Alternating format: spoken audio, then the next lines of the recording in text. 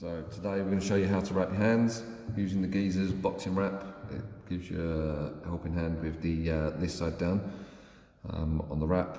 Use the thumb loop. Go over your thumb. You can do 3 times around the wrist. Do it nice and tight, so it provides that nice anchor point for when you come across the hand. So when you're coming across here, this is where all the small bones, ligaments, tendons are, and that sort of movement that we get once you're in the glove if you haven't wrapped your hands, and that's what causes damage to the wrist. So what we want to do is put it nice and tight.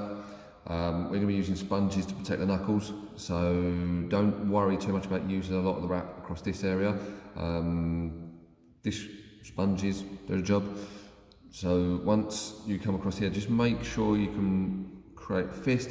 You've got enough space to move your fingers. You don't want to be pulling it too tight that your little finger's coming across, but you want to be pulling it tight enough so that there's some tension on the band and it's actually performing that point there so you can protect, come back across the wrist. Okay, so as I said, we're using sponges.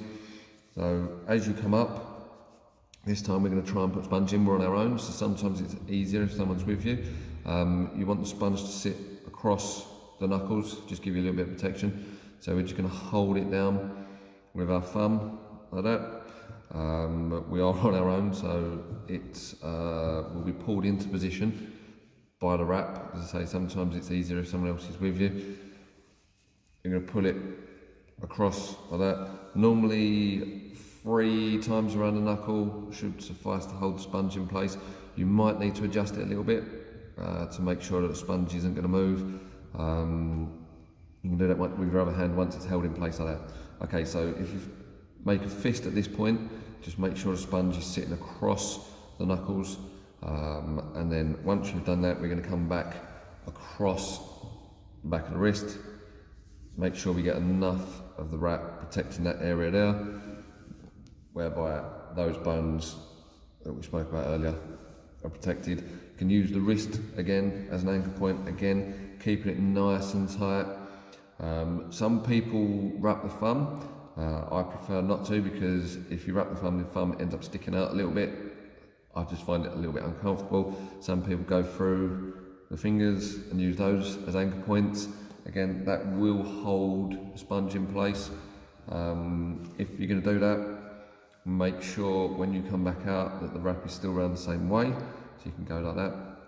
We're not going to show you that today. We're just going to show you how to quickly wrap the back of your knuckle, the wrist area, to protect that.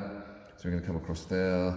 We're going to use the extra 4.5 meter wraps we got, so that gives you a little bit of extra length to create a nice protected area across the back of your wrist. So we're coming up there, come around there. When we get to the end, we want to make sure that the Velcro is across the wrist.